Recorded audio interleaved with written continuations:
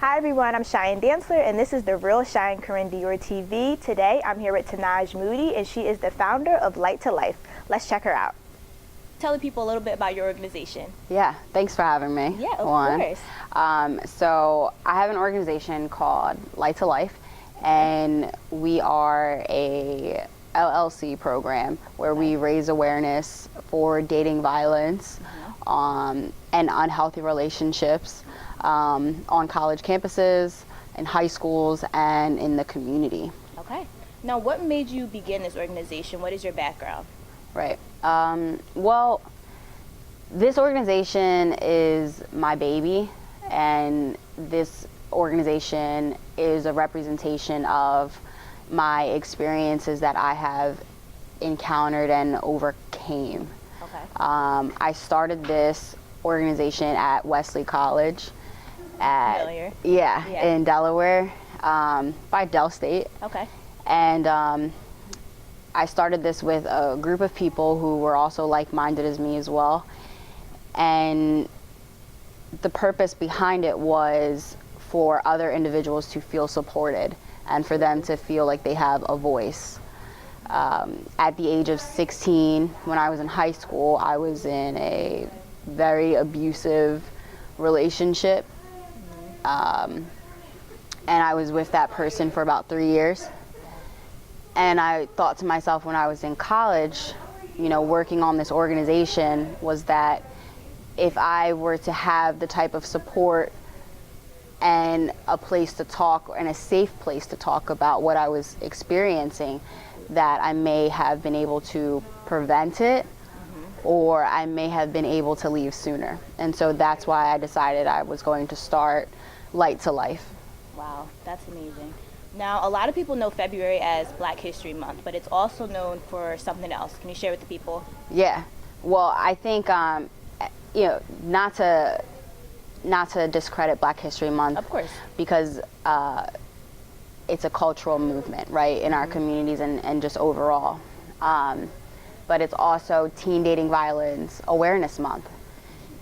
And it really relates actually to Black History Month in a sense. Definitely, I was thinking the same thing. Yeah, because a lot of the work that I do, you have at least more than half of the individuals who are females are usually African American or Afro-Latino or Latin, who actually experience the highest amount of violence in their relationships. And so I think it's just not only important to give information about Black history, but also how that relates to unhealthy and dating violence as well, especially with teens. Definitely. And I completely understand that, coming specifically from a women's studies standpoint. I did go to school for women gender studies, and it goes with the issue of intersectionality and how all of these pieces fit together to make one person, and makes my experiences different than the other person's. But at the end of the day, we all are marginalized groups, and it definitely impacts us and can tie back to Black History Month. Now, I saw that you used the word victor instead of victim, and I like that a lot. Can you explain to people what that means? Yeah, that it has a lot of meaning to it. I mean, a victor is someone who is, in my eyes, a warrior. And someone who is strong, right, and someone who may face obstacles and challenges, but by any means necessary will find a way out. Definitely.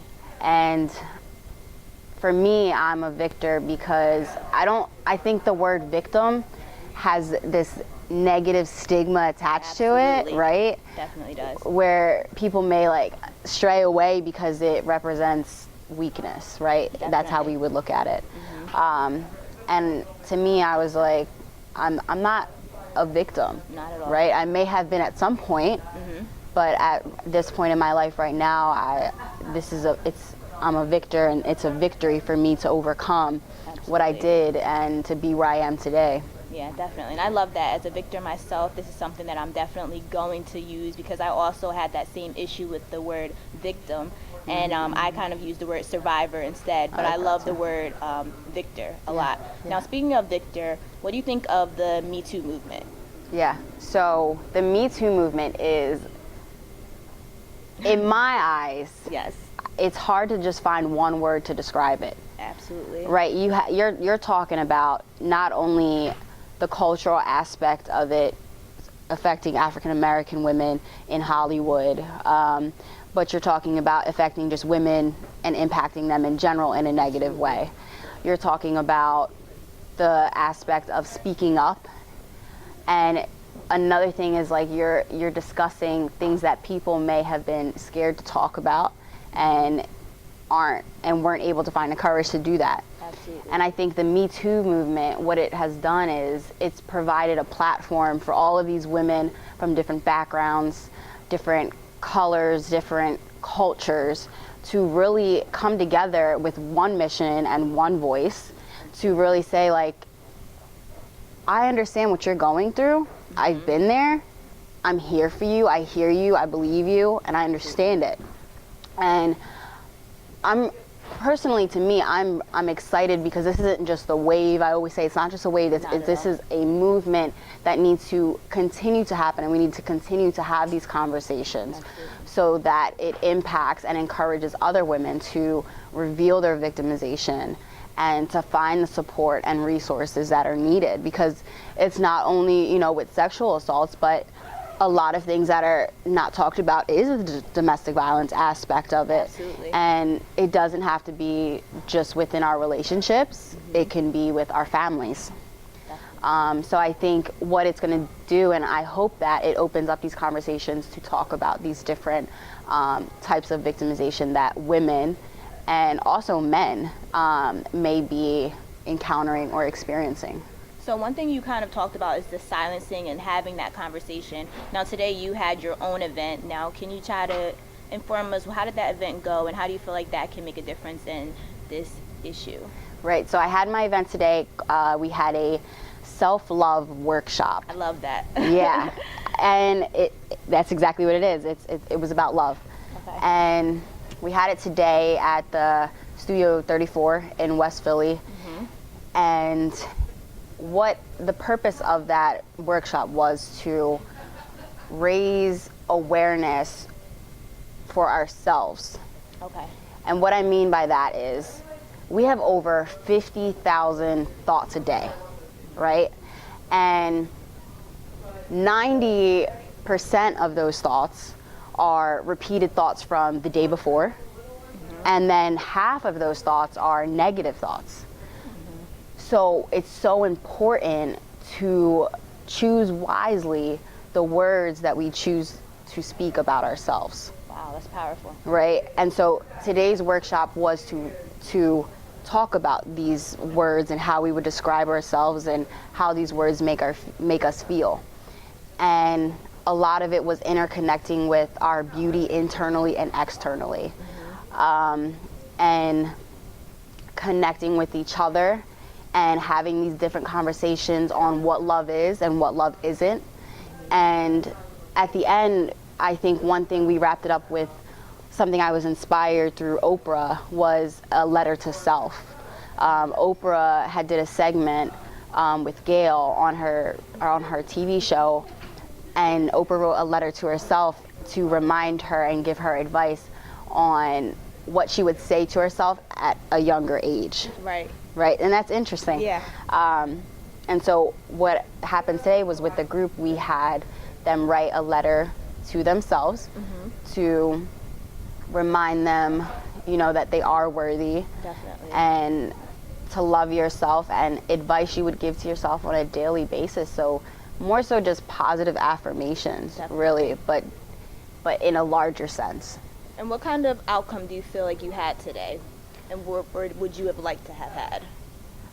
What I know I achieved today was people coming together, feeling supported by one another. Absolutely. Talking about these unhealthy and healthy relationships. Absolutely. And then also, I would say, loving yourself. I think people came to a different truth of who they are and where they want to go. So what do you have for the hopes of the future for your organization? Yes. So I want to build a universal support network within primary and secondary schools, whether that's in, high schools or colleges. Absolutely. And to have a curriculum that's required through the school, to have these different conversations about what healthy and unhealthy relationships are and how to identify the warning signs, and then have that stem into hosting these support groups for these individuals and these college students. Definitely.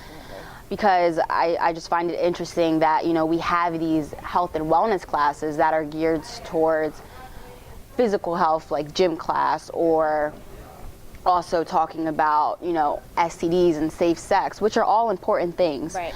When it comes to our physical and internal health. But when it comes to things that teens and college students are dealing with on a daily basis, like relationships, Yep.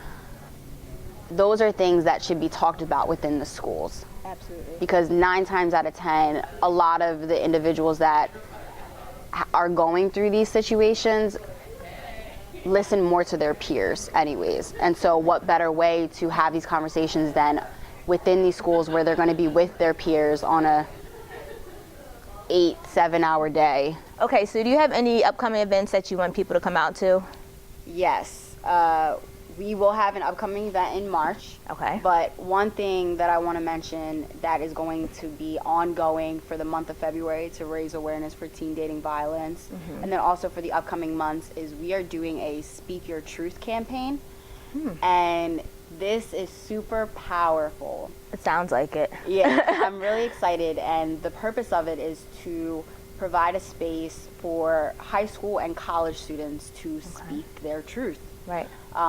And we are basically interviewing individuals who are comfortable with sharing their empowerment story. Absolutely. And we're hoping that that can encourage other people to speak up, and for other people to find the right resources and supports that they need to overcome, what they are currently experiencing in their relationships. Wow, absolutely. Now, where can people go to try to get involved in this? Right. So you can follow our social media page and contact me through our Instagram or our Facebook. Awesome. At One Mission, One Voice. Okay. And then they can also contact me directly via email at Tenaj, T-E-N-A-J, Janet backwards, at lightsalife.org. And they just, all you got to do is just let me know if you're interested and if you're comfortable enough, and join our campaign and join the movement. It's it's a great thing. It's powerful, and it's different, because it's not just, it's about the teens now, or it's about the younger adults, and I think that's the voice that gets overshadowed a lot. So we're focusing on a bigger picture here. Wow, awesome. So what advice do you have for people that are currently going through the situation and trying to maybe get out? So my advice from not also my personal experience, but also from a professional experience of being a victim advocate, would be, one, I'm going to give advice to somebody who may know someone, right? I think that's important too. So if you know someone that is in an unhealthy relationship, things that I would suggest is to remain patient, to not be judgmental, to be an opening, listening ear, to not blame this person for why they aren't leaving, and to create a safety plan. I think those things are important if you're a friend and you know someone who may be experiencing it within their relationship or within their family. And a safety plan could be anything where you guys have a safe word, where, let's say the word is studio, right, or a number, right? And that is significant for, I may be in trouble right now. So you're letting someone know. And having a safe place to where you can go to if you feel as though you might be in an uncomfortable situation. If you have a friend that may be experiencing an unhealthy relationship, those are things to do as a friend I would recommend. And I would say for anybody that may be going through a situation that may be unhealthy or an abusive relationship, one thing that I would say is that everything is temporary. And you have so much strength that you don't even know. Definitely. And that strength is what's going to be able to help you realize your value and your worth, and that you deserve nothing but, and you should never settle for anything but respect and love. And no one deserves to be verbally abused, physically abused, or sexually abused. And that I'm here for you, and I hear you, I see you, and I believe you. Yeah. Definitely powerful. Well, thank you so much. Yeah, thanks. You are such an inspiration to me, and I'm sure to anyone who's watching this. Thank you. Thank you seriously. The work that you're doing, it's gonna definitely make a difference in many lives. Thank you. Thank you so much for having me. Do you have any social media way to promote yourself, and if people do need help, a way to contact you and use some of your resources? Yeah, so our social media, we give tons of stats out and information on hotlines and different online resources. You could find us at One Mission, One Voice on Facebook and Instagram, website lighttolife.org, and I can also be contacted at Tanaj at lighttolife.org as well. Awesome. Thank you so much again. Yeah, thank you. That's all we have for this episode of The Real Shine Corinne Dior, and I'll see you next time.